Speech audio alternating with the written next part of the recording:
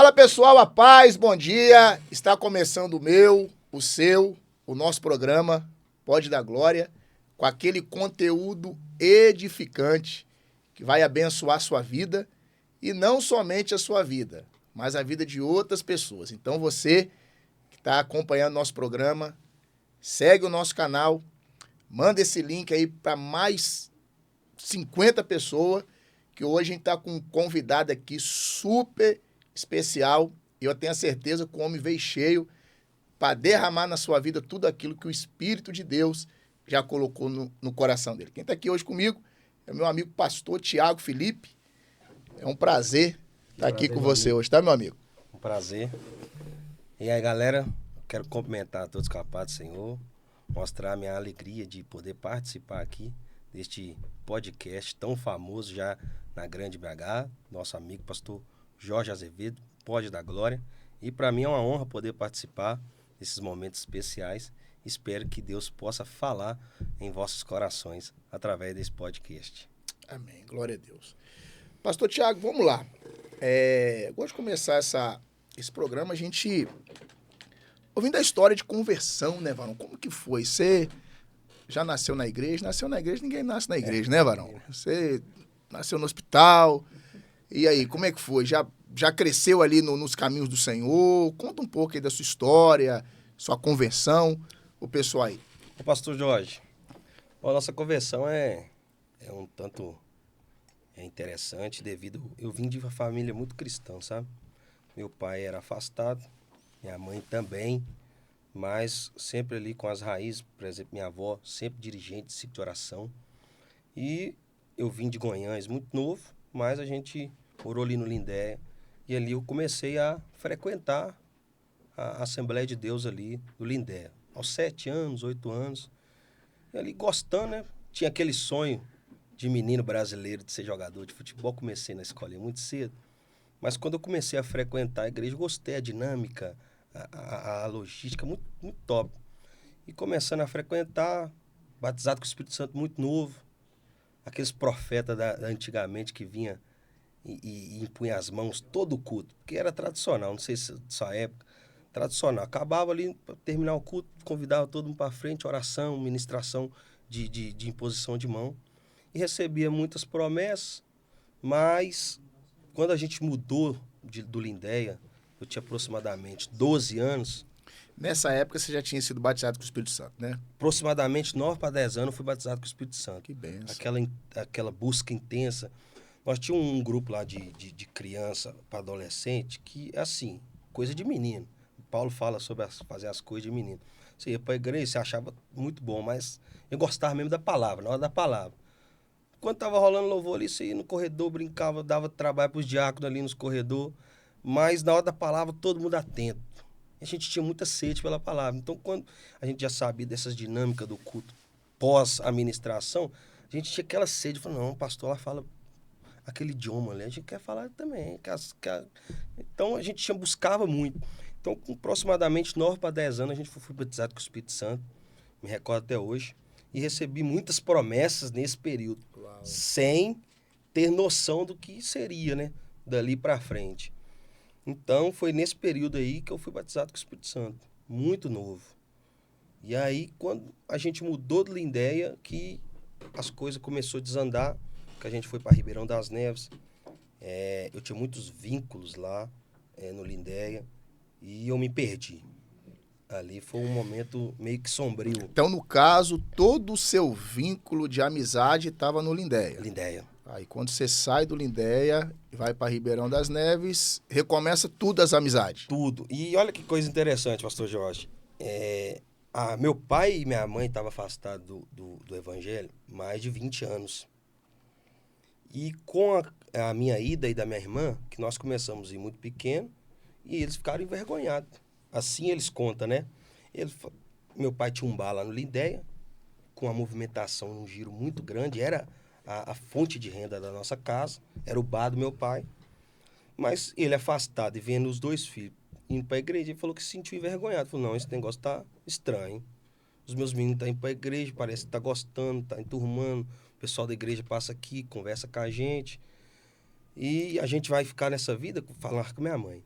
Aí, quando já tinha sido batizado com o Espírito Santo ali, mais ou menos por volta de 10, 11 anos, meu pai e minha mãe começou a frequentar os domingos para levar a gente. Que A gente ia legal. meio de semana quase todo dia na igreja, todo trabalho nós ia, com a turma que nos levava. Mas no final de semana, meu pai e minha mãe começou a ir. Deixa eu dar só um pause aí. Então quer dizer então que o seu pai e a sua mãe começaram a voltar para a igreja porque você e a sua irmã estavam indo, né? Então a gente vê a importância de que é hoje as igrejas investir no Ministério das Crianças, Ministério né? infantil. Porque às vezes vai ser através da criança que a gente vai alcançar os pais, né? Que legal essa história, Pastor Exatamente. Thiago. Continua aí. E eu vejo não só uma estratégia, né, se a gente pode usar o termo, é uma forma de você facilitar a sua disciplina, a sua mentoria. Porque quando você pega uma criança e vai mentoreando ela nos princípios do reino de Deus, facilita ela para o restante da sua trajetória. Então, nesse período, eles ficaram assim, meio que, eles falam, né? Quando a gente conversa hoje, eles falam que Envergonhado, ficaram né? meio envergonhados, meus filhos na igreja e eu fora da igreja, eles começaram a ir. Por fim, eles converteram, porque, como eu estou falando, eles viam nossa dedicação, eles começaram. A igreja também era muito dinâmica lá. E aí, Isso na Assembleia. isso na Assembleia. E aí, quando meu pai voltou, ele falou assim, não, tem que vender o bar. Nós não tinha casa própria, tudo. Ele vendeu o bar, a única fonte de renda, não tinha jeito. Ele falou, então vou ter que mudar. Aí ele começou a procurar, Deus deu ele um sonho, uma casa, achou ela lá em Neves. Comprou, aí nessa transição as coisas começaram a ficar meio complicadas, porque quando eu cheguei lá, a minha adaptação não foi boa. A gente não pode culpar nada, né, Jorge? Sim. A gente tem que ser muito Você realista. chegou lá com 12 anos. Cheguei lá muito novo, 12 anos. Aquela fase da adolescência. Né? A fase muito difícil, porque Terrível. você não tem amizade nova, a escola diferente, tudo diferente. Foi um choque, um choque. E lá no Lindéia, o nosso vínculo ali de turma era quase o mesmo que você ia para a igreja. Igual eu falei, jogava um futebol, aí você ia para a escola, você ficava ali no seu grupo. Quando eu cheguei lá em Neves, foi muito complicado. Não tinha esse vínculo, não tinha esse grupo. Então, eu acabei afastando, fiquei 8 anos, 7 anos fora da igreja, sem pisar. Não foi 7 anos, ia uma vez ou outra, esporádico, não, sem pisar na igreja, foi 7 anos, 8 anos, sem pisar na igreja, foi terrível. Mas nesse tempo aí que você ficou 8 anos afastado, como é que foi sua vida aí nesse processo aí? Olha, Jorge, esse período foi complicado porque eu posso falar com você que eu fiz de tudo que você pensar, um pouco. Eu envolvi no tráfico de drogas, eu envolvi em prostituição. É uma bagunça, assim, sem tamanho. Porque estou te perguntando isso por quê? Porque quem hoje vê você ministrando, vê você pregando, acho que nunca imaginou que você viveu isso, né, cara? Exato. Assim, é porque a gente tem poucos canais como esse, né? De a gente compartilhar tais experiências. O pastor Jorge já me conhece há muito tempo, a galera que vai ouvir esse vídeo aí talvez não tenha tanta ciência, mas eu prezo muito hoje no meu ministério a pregar a palavra de Deus. Tem gente que conhece o nosso testemunho e fala, Tiago, você tem que contar o que você passou, o que você viveu. E eu fico com uma certa resistência, porque Deus me chamou não para pregar sobre mim. Sim. Ainda que o meu testemunho, eu sei que vai impactar outras pessoas, Deus me chamou para pregar sobre a palavra de Deus. Mas tem um momento certo de se falar, né? Exatamente. Tem esses momentos certos. Então, tem gente que vê a gente hoje, com a nossa família, com o nosso ministério, e acha que a gente teve caminhos fáceis. Mas a realidade é que eu vim de dias muito ruins. Na verdade, meu testemunho, Jorge, se você me permite contar aqui, Sim, coisa pode, rápida. fica à vontade. Talvez no ápice dessa crise que eu passei, longe de Deus, eu estava sob ameaça de morte.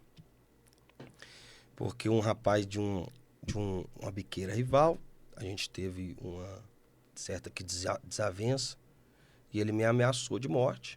E nessa mesma semana da ameaça, eu tinha uma final no campo do estádio de Neves lá. Tinha uma final, tudo. Falei, eu não posso deixar de jogar, eu também sou do crime. Quando você tá no mundo, você acha que você é peitudo, você é valente. E aí eu falei, não, vou lá, não sei, vou. Aí, quando foi nesse domingo, fui. Tinha um trabalho especial de mulheres na igreja lá da minha mãe. Isso em qual bairro? Ali Isso Neves? lá no São Genaro. Só que eu envolvia numa biqueira num bairro vizinho. E ele era do outro bairro também que... Então teve com uma certa Mas desavença. aí só pra gente pegar melhor aqui. Você afastou da igreja com 12 anos e nesse processo que você afasta, mais ou menos com quanto tempo que você se envolve no tráfico?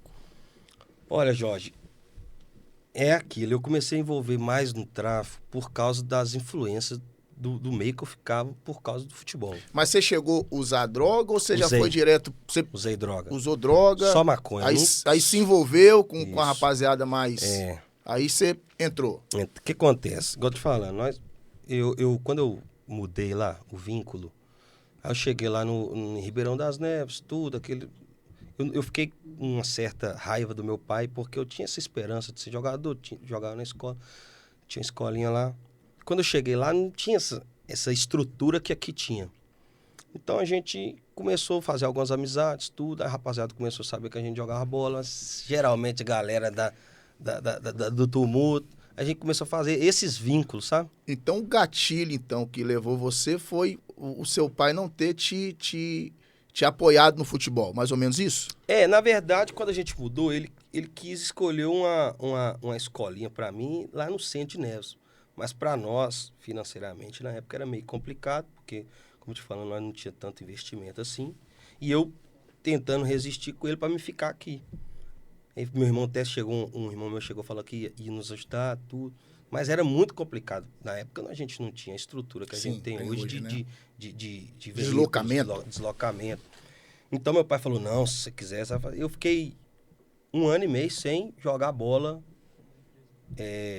de forma assim, em escolinha. Então quando eu voltei, quando eu jogava bola, era, como eu te falando, essa turma de escola, a galera começou a saber que a gente joga. E é sempre Aí a galera... começou a ir pros campos de várzea, né? De várzea, comecei a jogar várzea, sempre foi essa galera aí. A galera, vamos fumar um baseado ali, tudo. Nossa, terrível. No pós-jogo, antes do jogo. E no início eu não... Eu tinha aquele temor, sabe? E também meu pai sempre foi muito linha dura com a gente, muito linha firme. E eu não me envolvi, não, mas a gente estava no meio da turma. Quando eu precisei começar a trabalhar, porque meu pai sempre empenhou na gente cedo, aí eu comecei a achar que era homem. Falei, pô, eu tô trabalhando, tô estudando, então vou fazer o que eu quero. Aí que eu comecei a envolver, por volta dos 14 anos ali. Aí eu já saía, já não tinha hora para voltar. Foi um período meio complicado, até que eu tive, ficando um tempo morando longe da casa dos meus pais. Eu morei com a minha avó um tempo, cerca de uns 2, 3 anos. Eu morei com a minha avó, justamente por causa disso. Meu pai não aceitava. Falou, não, se você quer virar como homem, você se vira como homem. Aí eu fui morar com a minha avó. Aí nesse período aí desandei. Porque eu já estava vinculado com essa galera da turma, do futebol. Os caras gostavam de uma balada, de uma droga, de uma bebida. E eu nunca gostei de beber. Aí eu comecei a fumar um baseado. Falei assim, vou curtir aqui, então vou fumar um baseado. Tá entendendo? E aí eu comecei a envolver, esse foi o gatilho. O gatilho foi essa desesperança, mas a gente tem que assumir a responsabilidade. Sim, claro. Claro, tem que assumir a responsabilidade. Eu acabei não me firmando e isso foi o gatilho que Aí me você se afundou. envolveu no tráfico ali da comunidade. Como que surgiu essa guerra que esse cara quis te matar? Na verdade, não foi uma guerra específica, foi algo mais pessoal. Eu envolvi... quando eu saí desse serviço que eu te falei, eu precisava de dinheiro. Eu já estava morando com a minha avó, já comprava minhas coisas, tinha minhas coisas, e já envolvido com a galera. Eu me recordo, isso eu nunca vou esquecer. Eu tinha um amigo que nós era muito parceiro do futebol também, sempre jogamos junto, e ele nunca deixou eu envolver. Ele falou, não, você não vai envolver com tráfico, não. Porque ele vinha de uma família que tinha esse envolvimento. Entendi. Então ele sabia dos perigos que tinha.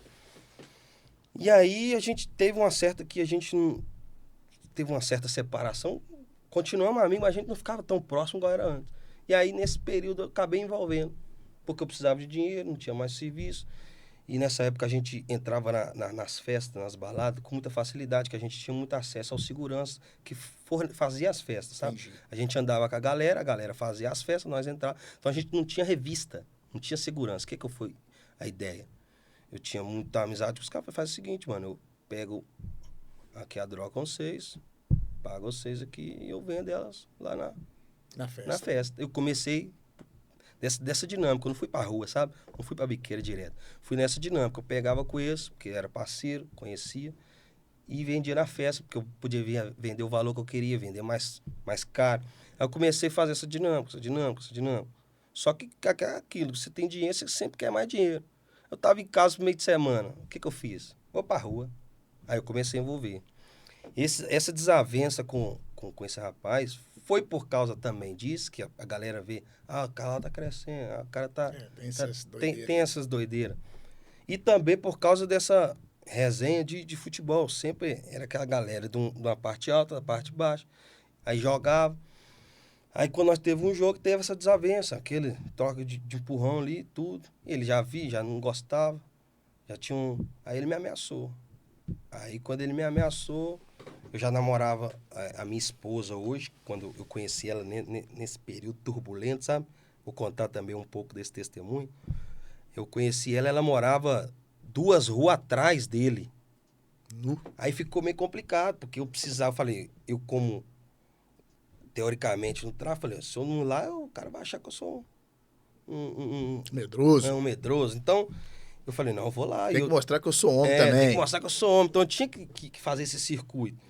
Então, ficou muito complicado, mas foi um período meio sombrio, porque tinha muita gente que estava de olho na gente. Na expectativa só de uma oportunidade. E, assim, hoje a gente, conhecendo a misericórdia, sabe que foi uma vez, foi várias vezes que a misericórdia de Deus nos escondeu, né? Aleluia. Né? Não guardou, não. Ela escondeu literalmente, né, porque a gente sem noção, sem maldade, a gente vai de peito aberto, a gente não, sou homem, eu tenho que mostrar que eu sou homem, mas quem guardou tem certeza. E sem dúvida, no meio disso aí, né, Varão? Talvez quantas vezes até esse cara pode até ter armado uma casinha pra você, né? E Deus te guardou, Deus te escondeu, né, Varão? Com certeza. Ô Jorge, depois da minha conversão, da minha volta, esse rapaz me pediu desculpa. Só pra você ter ideia. Esse rapaz me pediu desculpa. Isso, Varão? Depois dessa conversão minha, já estava mais ou menos 1 ano na igreja. Que ele viu que foi de verdade, né? E a transformação... Aconteceu mesmo. Vou contar também, a transformação foi muito rápida e muito genuína. Então, ele ficou se sentiu envergonhado. Ele me pediu desculpa. Ele foi atrás de mim e me pediu desculpa. E eu já não tinha mais nada do coração, porque eu orava para isso. Orava para ele todos os dias. Eu falei, Deus, eu não fiz nada. Tudo bem que a gente tem nossos momentos ali, mas ali foi algo que aconteceu em qualquer lugar que poderia acontecer. Mas, como eu estava te falando, eu tenho certeza que esse processo tinha que acontecer, contribuiu para a glória de Deus. Eu acredito nisso hoje. Porque as pessoas que me veem hoje, as pessoas que me conhecem, elas falam, rapaz, quem te viu, quem te viu. Então você era bem conhecido ali no bairro ali, rapaziada te conhecia mesmo ali. Foi assim, como eu te falei, eu tive essa resistência quando eu mudei, mas o mesmo vínculo que me agregou a essas pessoas também dava uma certa notoriedade, porque, de modéstia à parte falando, a gente sempre jogava bola no meio da galera que nós ganhávamos campeonato tudo, a galera... Não, fica conhecido, dá mais conhecido, comunidade, cara comunidade, que joga futebol Aí você saia pra fora, recebia um dinheirinho ali em tudo, então acaba que você fica conhecido. Sim. E aí, nesse período também, nós investimos num negócio de dança, no grupo de dança, então você tinha... Até dançarino você era, mano? Virei dançarino. Um período eu dancei. Nesse período que eu tô te falando das baladas aí, a gente tinha muito acesso. Então, todo o caminho que a gente via que dava pra gerar um dinheiro, a gente investia. Então, eu dancei, então fica muito conhecido ali na região ali. Na Neves ali, nós somos muito conhecidos, sabe? E aí, acabou que a galera hoje vê a gente e fala, Thiago do céu, quem te viu? Como você mudou, quem te viu? Como você mudou? E você pintava o cabelo de amarelo também, que estrendou e tudo, Varão? Ô Jorge, andava de ciclone, era assim também, Varão? Ciclone, no pé. Mizuno, Nike Shock. Os cordãozão de moeda no pescoço, é mesmo, Varão? Brinco, Que as camisas de time igual cria mesmo. Igual cria. A gente viveu esse período. Aqui, domingo nós estávamos no ensaio de jovens lá, depois da escola dominical. E aí a gente estava batendo papo sobre isso, né? Eu chamo lá meus meninos, né? Meus jovens lá, que eu sou coordenador de jovens hoje. Que bênção. E aí eu chamei ele de meus meninos. Aí conversando com meus meninos, eu fui lá e falei, Thiago, como é que você é? Deus foi misericordioso. Eu comecei a mostrar umas fotos pra eles não acreditou. É cabelo rosa, cabelo amarelo, Meu Deus. cabelo azul, cabelo verde. Sua esposa, quando vê essas fotos aí. E eu conheci ela nessa época, Jorge. Nessa época. Testemunho forte também que ela nunca tinha sido crente. Ela nunca tinha sido crente. Não vem de uma família teoricamente cristã. O berço da família dela é um berço católico. Só que ela veio de uma frustração também de relacionamento. Só que ela falou com Deus uma oração. Quando ela terminou, falou, o próximo homem que eu arrumar, eu quero casar com ele. Adivinha que foi o próximo? Você. Eu. E eu nessa vida maluca, nessa época que eu tô te falando, a gente queria curtir, achando que você pegar muita mulherzada, você na galera, hoje é farmando a hora, né? Que essa galera Tá mais pra nova. cima? Tá pra cima. E eu conheci ela. E ela falou isso comigo. Que legal. E eu falei com ela, então você arrumou o camarada errado. Não sou esse cara, não. Porque ela me chamando pra igreja, ela queria ir pra igreja. Ela me chamando pra ir pra igreja. E eu falei, não, já tem 7 anos que eu não piso na igreja. Vou caçar o que na igreja? Então você já estava com 19 anos, né? 19 anos, 19 exatamente. anos. 19. Afastou com 12. Foi em 2013. 2013 para 2014, ali no ano da Copa, que a gente começou esse processo de mais intenso do tráfico. E aí, nessa transição de 13 para 14, que eu conheci ela. E ali no meio do ano, ali no período da Copa, que esse desenrolo todo aconteceu. Porque eu conheci ela, a gente estava envolvendo, começou a namorar sério. Mas eu ainda envolvido, ela querendo que eu saísse. Ela me perguntava, onde você arruma esse dinheiro? Eu não via trabalhando. E ela não sabia, não. Ela não sabia. Por um certo tempo, eu consegui esconder dela. Quando ela descobriu, ela falou, não, nós temos que sair. Tem que sair, você tem que ir pra igreja, tem que ir pra igreja. Me chamando e eu nada. Quando rolou essa ameaça, Jorge, essa ameaça, aconteceu esse trabalho lá na igreja da minha mãe. E minha mãe não dava muito certo com ela no início, porque achava que ela também não ia pra frente comigo, tudo. Ela conseguiu convencer ela me chamar para ir para a igreja nesse domingo. Glória a Deus. Esse cara tinha me ameaçado na quarta-feira. Ó. Na quarta-feira. E no domingo, eu fui. E esse cara era bicho doido? Disposição. Disposição. Ele e outro que andava com ele, brincava não. Matava mesmo. E aí no domingo desse trabalho, certa resistência, porque eu assim, meu final de semana era assim. Era sexta, balada à noite. Sábado, futebol. De noite, balada. Domingo de manhã, futebol. Domingo à noite, balada. Porque na teoria era minha fonte de renda ali na balada. Aí domingo à noite falou assim, não, você vai comigo. Aí eu acabei que eu fui com ela nesse domingo. Aleluia. Mais de 7 anos sem pisar na igreja. Esse trabalho lá na igreja da minha mãe. Minha mãe ficou muito feliz, sabe? Sua mãe na Assembleia. Assembleia, estava firme. E eles ficam firmes até hoje, da convenção, desde a volta lá no Lindé até hoje. Minha mãe é líder de ciclo de oração. Meu pai já está com problema no joelho. Hoje não está conseguindo andar muito, locomover bem, mas é firme na igreja, gosta de Bíblia. A gente vai lá na casa dele, gosta de bater papo sobre Bíblia. Tão firme. E aí, nesse domingo, nesse trabalho especial, tinha um pregador da Bahia, Jorge. Da Bahia. Nunca tinha pisado em terra. Baiano veio cheio. Nunca tinha pisado em Minas Gerais. Tava vindo aqui pregar. Aleluia. Sobrou um tempo, ficou uma semana aí pra pregar. O cara tava pregando mais ou menos meia hora de pregação. O cara parou a mensagem. Eu tava lá atrás. Quando você tem muito tempo que você não vai na igreja, isso é comum. Você escolhe o último banco pra você. Sim. Você fica o mais escondido possível, que você fica envergonhado. Alguns te conhecem. Aí ele parou a mensagem, falou, olha, tem um jovem aqui, eu poderia dar nome. Do jeito, poderia dar nome. Mas para não constranger, eu vou só falar o que aconteceu. Esse jovem essa semana foi ameaçado de morte. Enquanto eu estava pregando, que Deus me deu 2 visões. Uma visão, ele me mostrou um caixão com 5 balas te esperando. Que é isso, hein, varão? E a segunda visão, ele me mostra uma Bíblia aberta. e dela saindo luzes. Ele falou só sim. E a última oportunidade que Deus está te dando é hoje. Ele falou desse jeito. Porque você sabe que ele já te deu vários livramentos. Então, naquela noite, Deus colocou 2 caminhos diante de Dois você, caminhos. né? O caminho da vida e o caminho da Exatamente. morte, né? Você lembra quando Morte. Deus levanta Jeremias, Jorge? Se não me foge a memória, eu sou muito... Minha mente talvez não flui tanto assim, mas eu acho que é no capítulo número 17. Quando Deus levanta Jeremias, e ele levanta com a mensagem, com 3 propósitos a anunciar sobre o pecado do povo, que era a idolatria, era a falta de fé em Deus, e colocando fé no homem, a profanação. Confiança no templo, né? A profanação do dia do Senhor. Aí no capítulo de número 17, o término, a conclusão da mensagem de Jeremias é 2 caminhos. Ele falou assim, se vocês atentamente ouvirem a minha voz, eu vou livrá-los da mão do inimigo. Mas se vocês não ouvirem minha voz, eu vou deixar que o inimigo venha, coloque fogo nos portões. Foi a mesma coisa que Deus fez comigo. Deus apresentou naquela noite com 2 caminhos.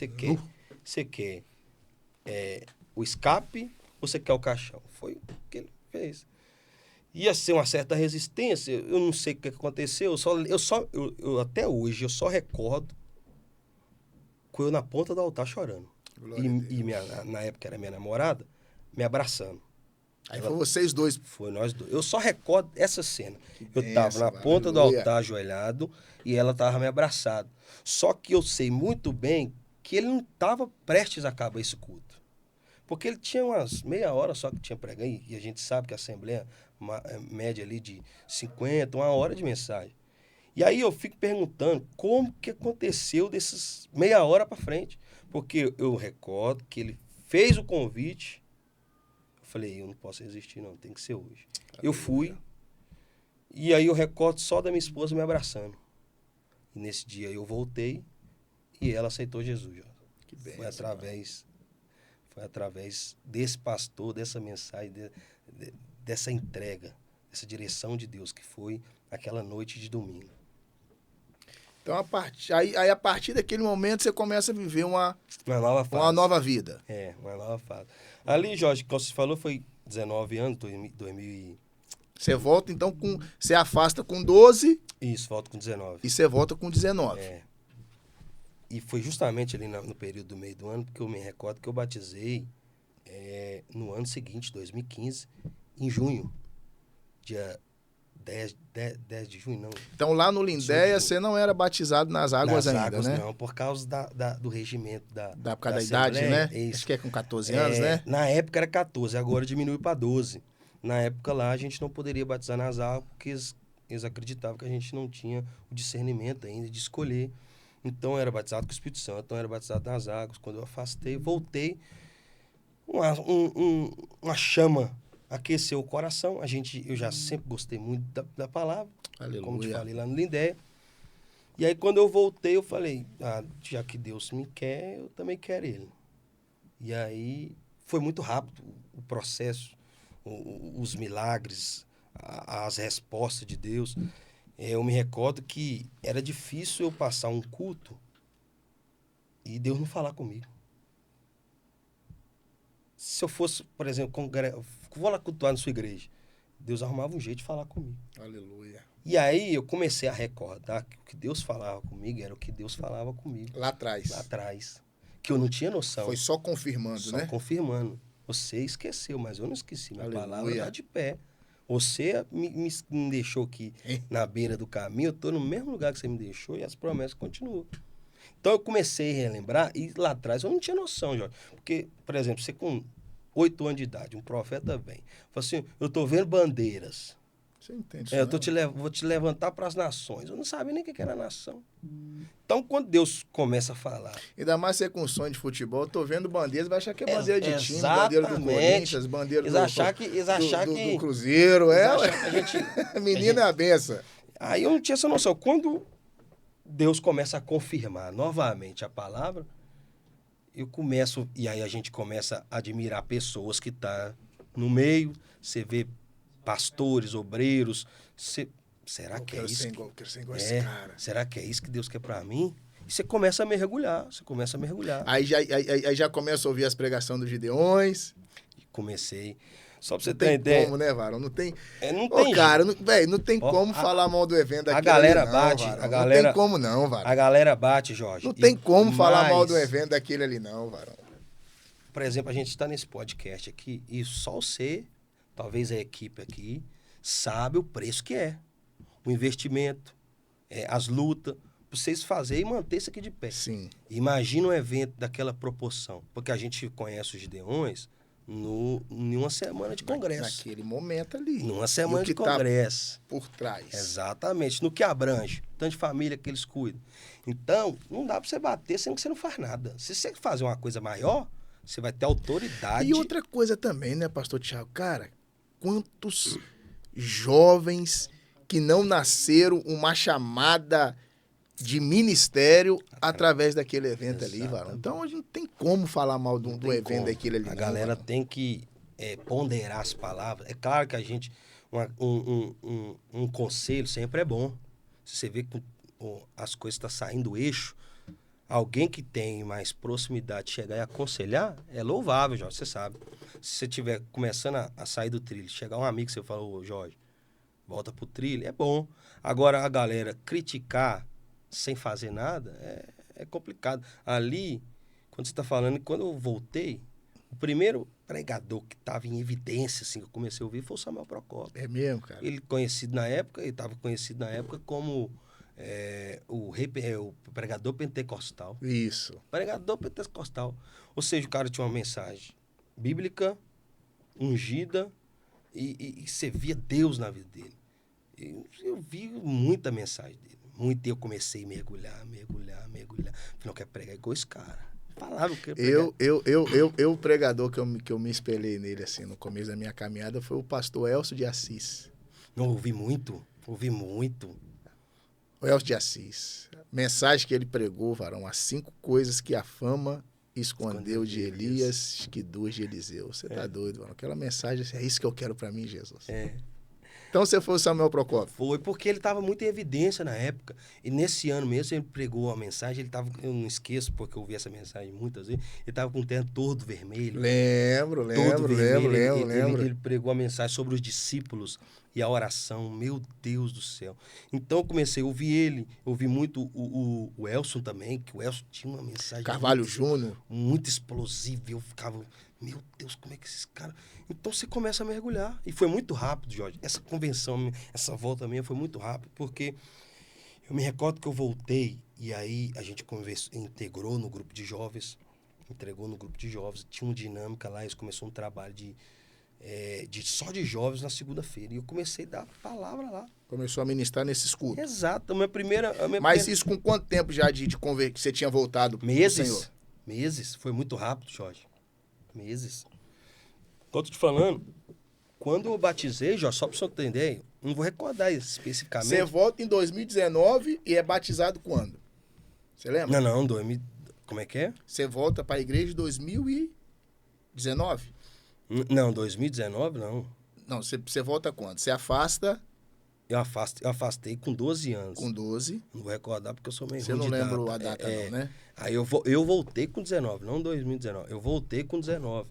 E aí... Mas nessa volta sua aí, quantos meses você batizou? Você Um lembra? ano. Com um ano você... Um ano eu batizei. Foi em junho de 2015, tá na minha carteirinha lá, 2015. De junho de 2015 eu já estava batizado. E quando eu estava batizado, eu já estava pregando. Não nessa proporção, mas eu já estava recebendo convites. É mesmo, cara? Nas igrejinhas pentecostal, né?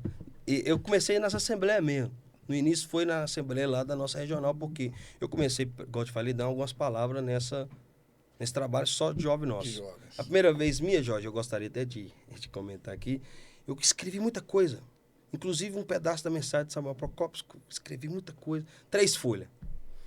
E aí, essa dinâmica você tinha no máximo ali 15 minutos, porque era um trabalho específico, não era um culto, era um trabalho específico, então você não tinha tanto tempo. Até porque também você não tem tanta dinâmica para você falar. E eu falei, não, vou falar pelo menos 10 minutos. Pensei na minha cabeça. Então eu escrevi umas 3 folhas. Eu falei uns 2 minutos, Jorge, as folhas já tinham acabado. Normal. Sério, as folhas já tinham acabado.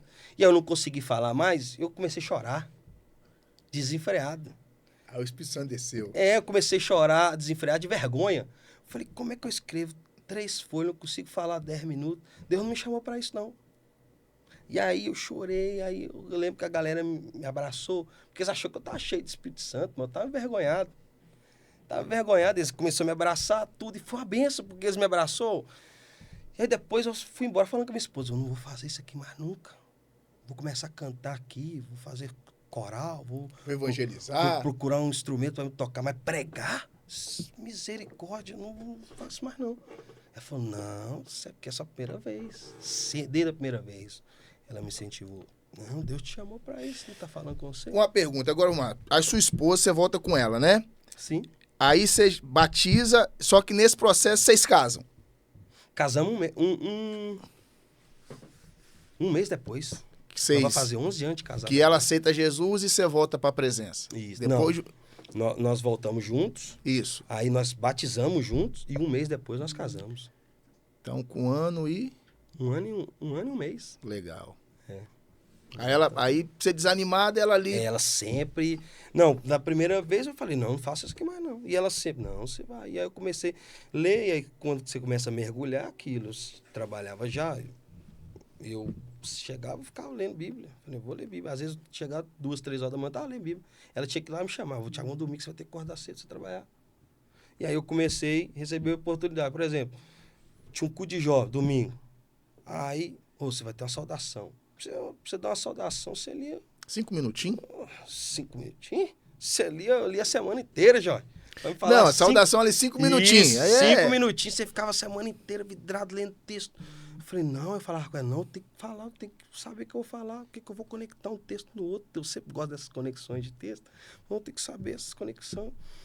E aí comecei a saudação, a galera começou a ver, me convidar. E aí começou a fluir, Jorge. Foi muito rápido. Graças a Deus, o que Deus tinha, Deus, eu me recordo quando Deus visita Zaqueu e fala assim, ó, desce depressa. Deus tinha pressa com Zaqueu. Então... E você lembra assim, qual foi o primeiro congresso que você pregou? É porque você vai recebendo convite pro culto. Sim. E quando chega o congresso? Assim, o primeiro que... Você lembra o primeiro congresso que você pregou? O primeiro que não é com um certo congresso, era um evento, como se fosse um evento evangelístico. E era da nossa própria regional. Que pede a sua foto, que faz cartaz. E assim, foi muito gratificante para mim eu ter esse convite até hoje, que na época a gente não tinha tanta rede social invasiva como a gente tem hoje. Então eles pediram a foto, tudo, e eles enviaram uma carta mesmo, carta convite. Que legal. E eu tenho essa carta convite lá até hoje. E era da minha própria regional, e como eu estava muito cedo pregando, era muito novo ainda, tinha começado a pregar, muito recente, e era um evento tipo dinâmica de regional e evangelística, convidava o bairro todo, aí eles alugaram a quadra, tudo. Que legal, cara. E eu senti muito medo nesse dia, porque, igual você falou, tinha pregado poucas vezes em culto de jovens ali que me convidavam dentro da minha regional, algumas igrejas pentecostais, neopentecostais ali próximo, nunca tinha saído para fora, assim, um evento de maior porte. E aí, você sabe muito bem, nesses eventos, vem pastor regional, vem os pastor local, você fica meio que inseguro. E aí eu tive uma experiência nesse evento que foi muito boa, porque eu preguei, e graças a Deus foi muito bom. Eu me recordo até hoje que eu copiei uma mensagem também do Samuel Procopio. Ele falava sobre discipulado, eu falei, é aqui mesmo que eu vou. Aí eu copiei uma mensagem dele, Deus salvou. E eu falei muito bem aquele dia, e aí eu me recordo que uma semana depois o meu pastor regional tinha comentado com... Seu regional na época era quem? O pastor Daniel, que é o meu pastor hoje. Que legal, cara. Hoje ele é meu pastor, ele chegou aí... Hoje ele é regional lá do Jardim Laguna. Jardim Laguna.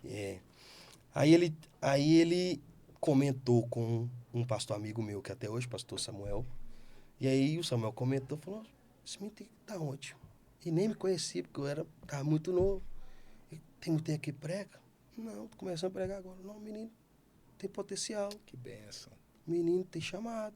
Aí ele comentou com ele, o Samuel chegou a comentar comigo, e depois, uma semana, ele me chamou na sala dele. Samuel, aquele moreninho lá Samuel Silva, uma benção. Lá do São Francisco. São Francisco. Agora teve uma transição, parece que ele foi para outra igreja, mas é ele mesmo.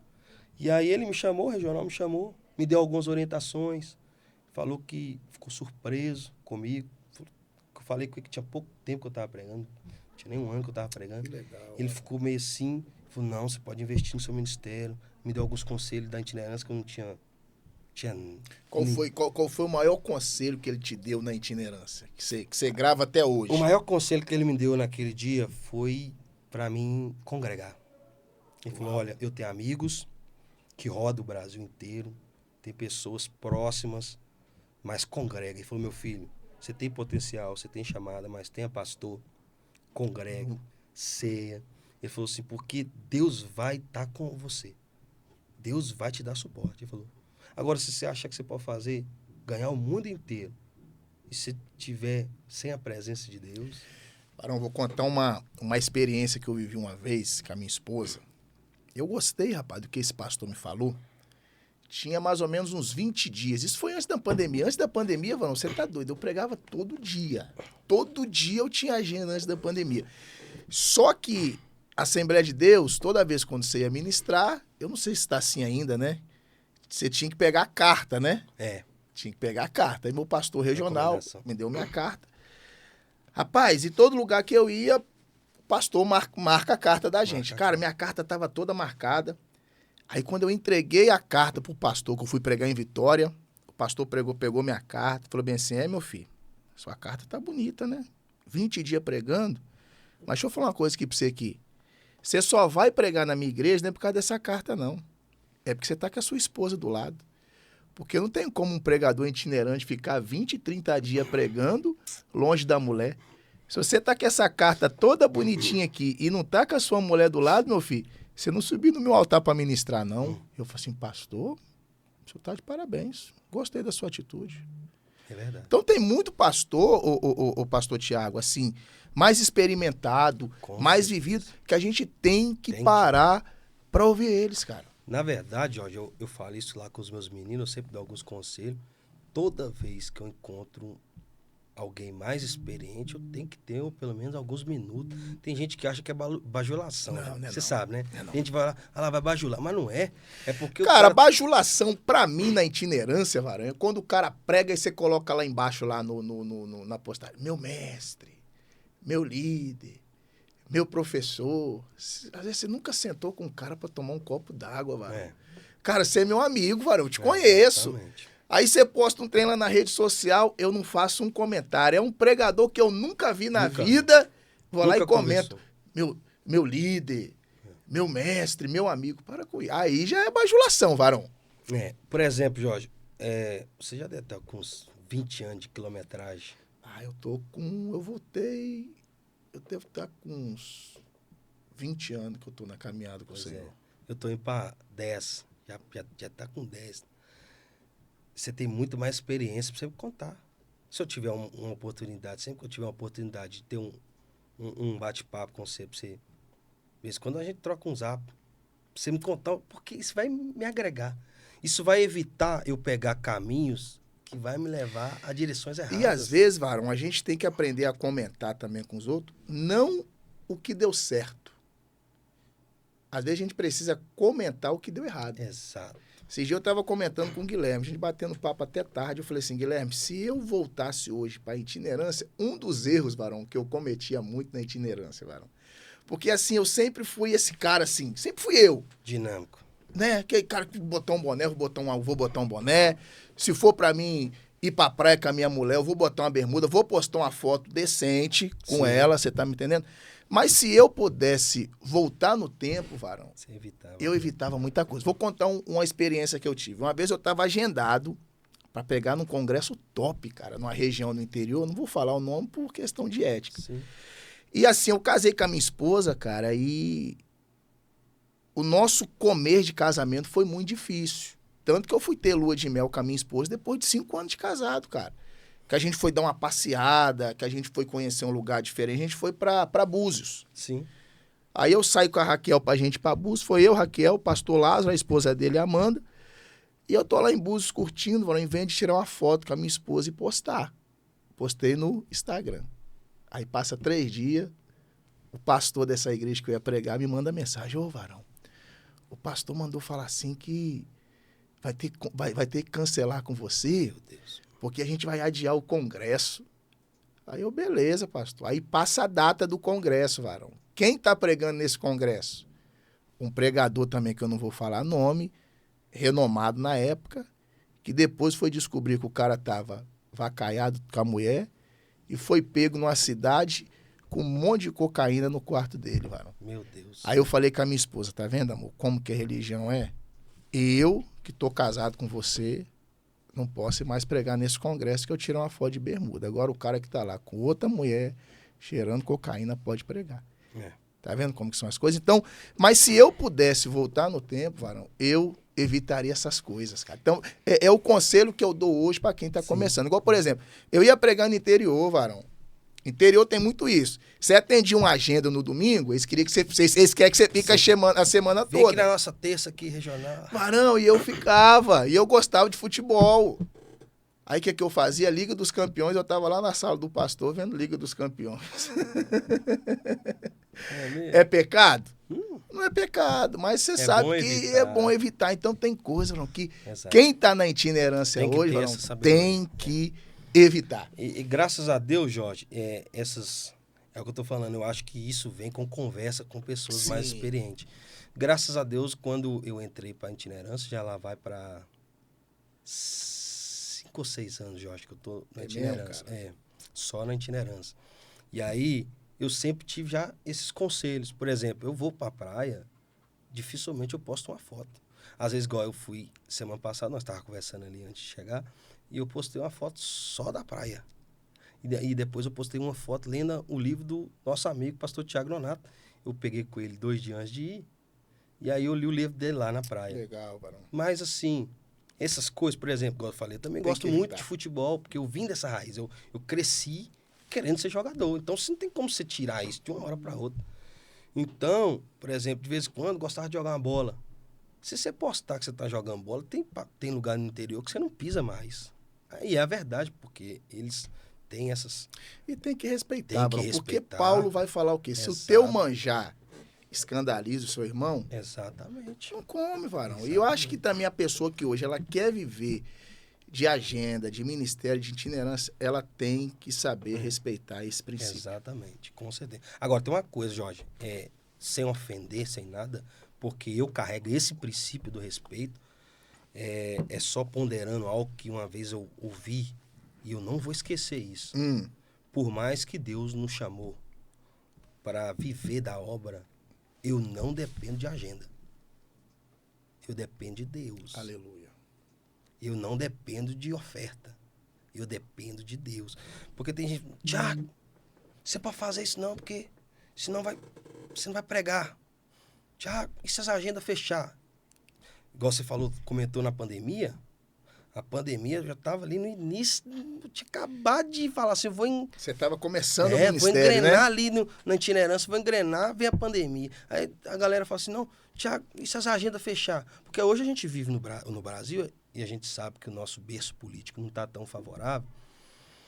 Então as coisas, o pastor, por exemplo, o pastor vai cortar alguma coisa, a primeira coisa que vai cortar, não vou chamar ninguém de fora, não, coloca um obreiro meu aqui e tudo.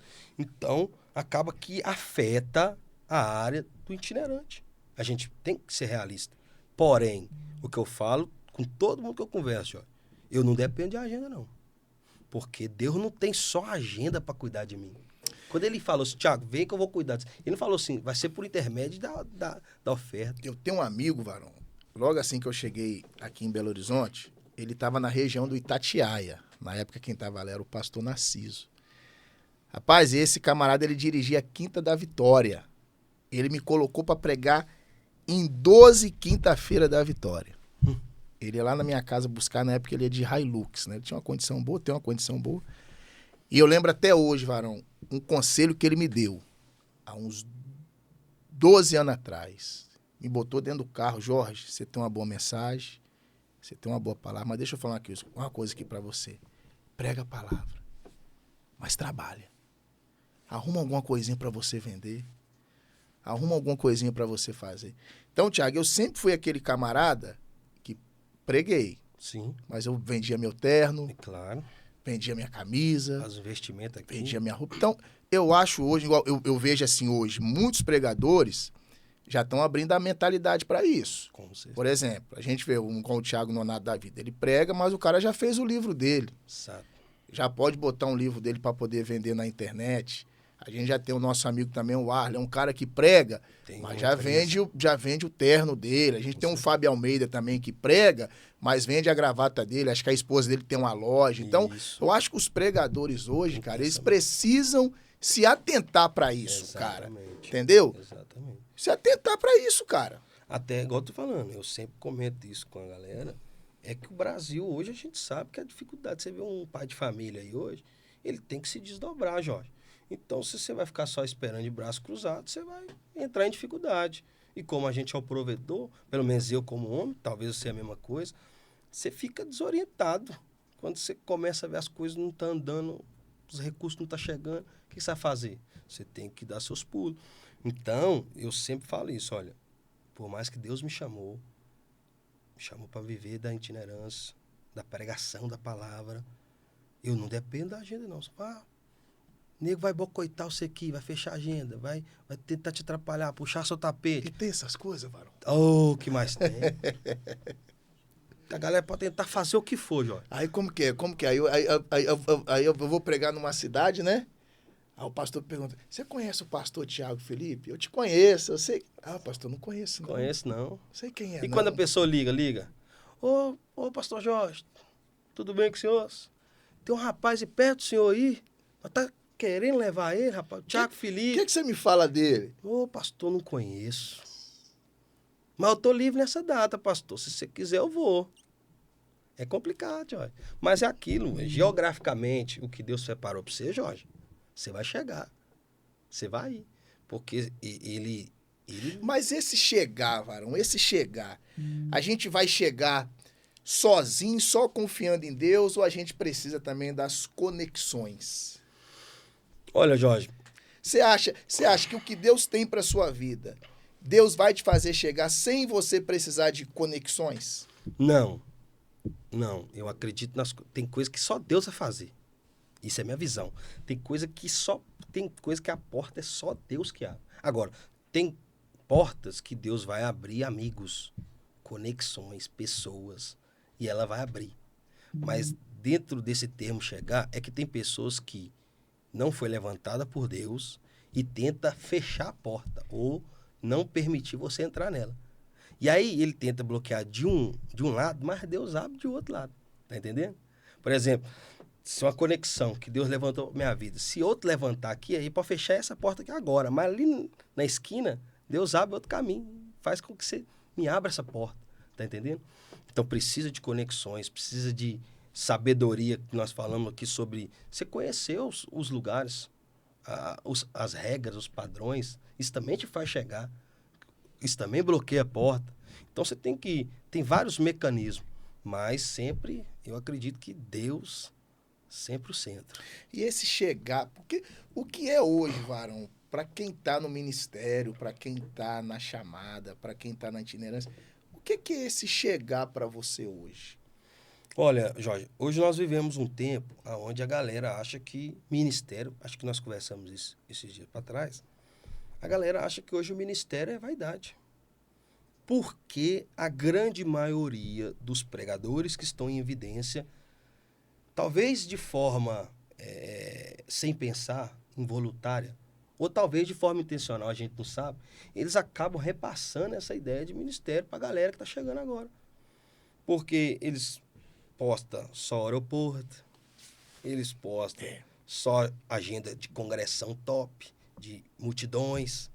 Mas esses Então, caras quem também já vem pro ministério já vem enxergando isso. Enxergando isso. E só que essa galera aí, mesmo em evidência, eles também pregam em culto com menos pessoas. Eles também pregam em cultos na cidade deles que precisam ir para agenda de carro. Tá entendendo? Mas eles não postam. Então a pessoa que está chegando agora, olha e fala, não, eu quero isso aqui, ó, andar de avião para cima e para baixo.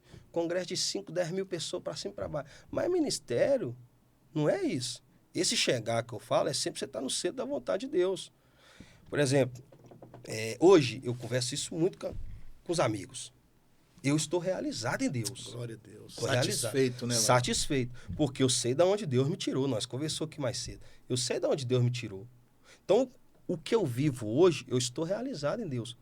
Não que eu não almeje coisas maiores. A gente precisa almejar. Paulo fala sobre almejar o episcopado. Ou seja, eu preciso almejar. Agora, se Deus falar assim, ó, é até aqui que eu te quero, eu estou realizado em Deus, Jorge. Aleluia. Porque eu já tenho uma função que é privilegiada. Ministro do Evangelho. Glória a Deus. Ministro, isso não tem nenhuma uma função melhor que essa, não. A pessoa fica, por exemplo, eu vi um vídeo ontem de alguém falando sobre não trocar. Só um minutinho, segura aí. Varão, já deu 1 hora, você acredita? Nossa, foi rápido. Tem mais quantos minutos de tolerância aí, meu amigo? Mais 5 minutos. Só mais 5? Que é isso, hein, Varão? Pronto. Tá vendo o tempo aqui voa, Passa cara. rápido. Né? Glória a Deus. Varão, vamos lá. Deixa eu te fazer uma pergunta para nós finalizar aqui. Sim. Chegar hoje, vamos botar que hoje você tem a oportunidade de pregar nos Gideões. Em 5 minutos aí, qual seria a mensagem que você pregaria ali, meu amigo?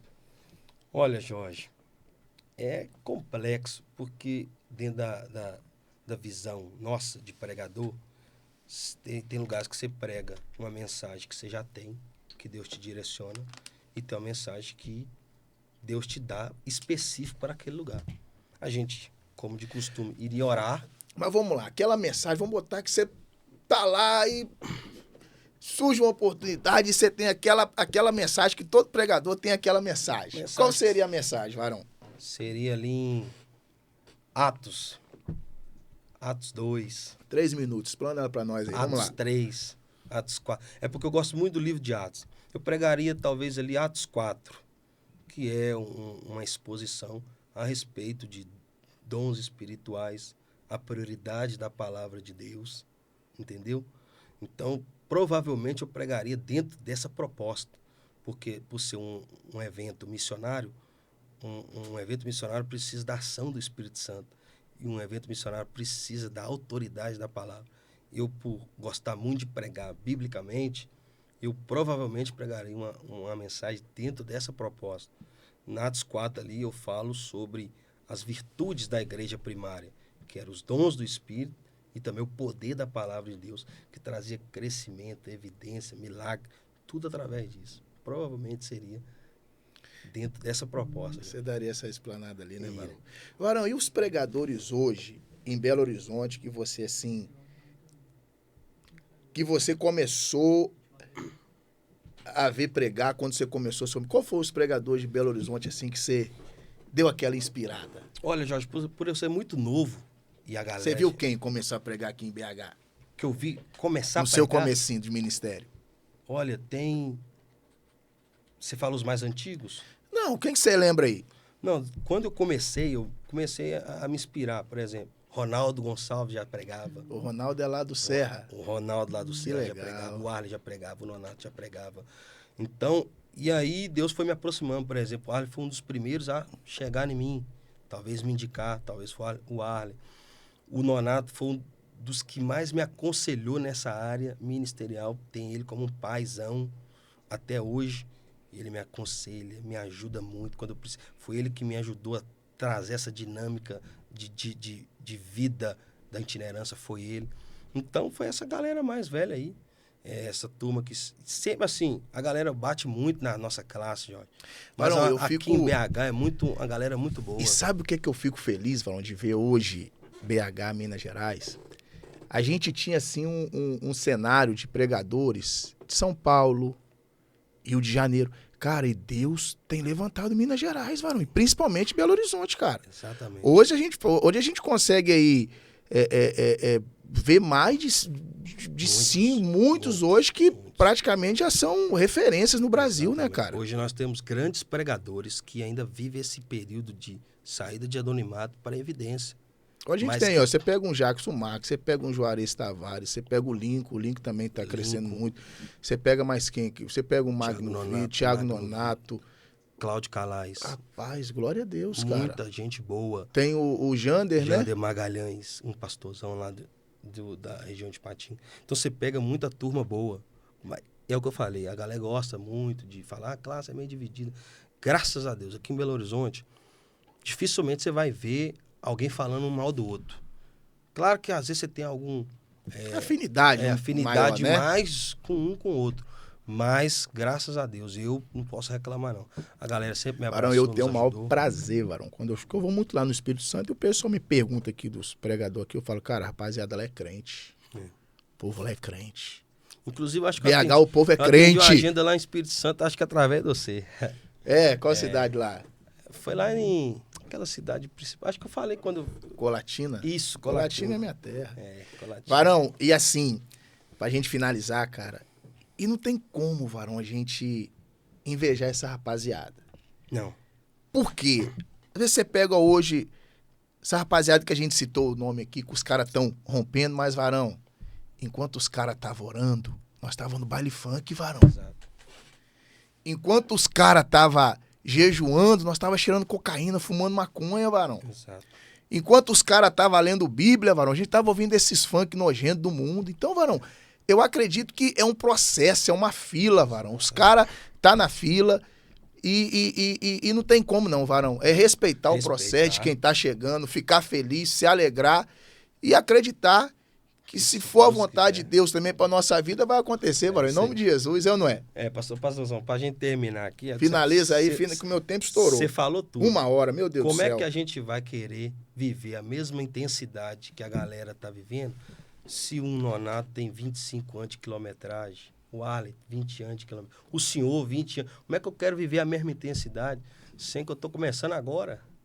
Sem que enquanto você tava orando, jejuando, eu tava lá na balada, curtindo, achando que tava curtindo. Então, o que eu posso fazer, é o que eu te falei, eu tô realizado em Deus. Se Deus quiser, eu vou sempre estar disponível para Ele me levar onde Ele quiser. Galgar os degraus que Ele quiser. Amém, aleluia. Sempre na dependência dele. Agora você fala, Thiago, seu limite aqui, eu vou terminar meus dias pregando. Tem vontade de ser pastor de igreja? Tem vontade de pastorear? Tem vontade. Eu acredito que eu vou terminar meus dias cuidando de pessoa. Adoro cuidar de pessoa, interagir, aconselhar, dentro da nossa limitação, mas eu acredito que a itinerância é um período meio que passageiro, e quando Deus falar, opa, vou levantar outro no seu lugar, vai cuidar do meu povo, eu vou estar ali disponível para servir a Deus. Meu amigo, Rapaz, que bate-papo top, hein? satisfação, viu? Foi um prazer. Eu quero aqui, desde já, agradecer ao senhor, esse projeto do Pode da Glória, também a toda a equipe aqui nos bastidores, que Deus possa abençoar, em nome de Jesus, esse projeto. E o meu convite a todos os internautas aí que estão nos ouvindo é que compartilhe, incentive, apoie, que eu tenho certeza que esse projeto nasceu no coração de Deus e é um prazer poder fazer parte desse projeto. Glória a Deus. Pessoal, finalizando mais um Pode Crer. Embaixo aí vai estar o link. Pessoal, compartilha. Manda esse vídeo aí para umas 10 pessoas, marca seu amigo. E é isso aí, pessoal. Mais um conteúdo aí de muita relevância. Que Deus continue abençoando a sua vida. Que Deus continue abençoando a sua casa. E até o próximo programa, se Deus quiser. Um forte abraço e que Deus te abençoe, em nome de Jesus.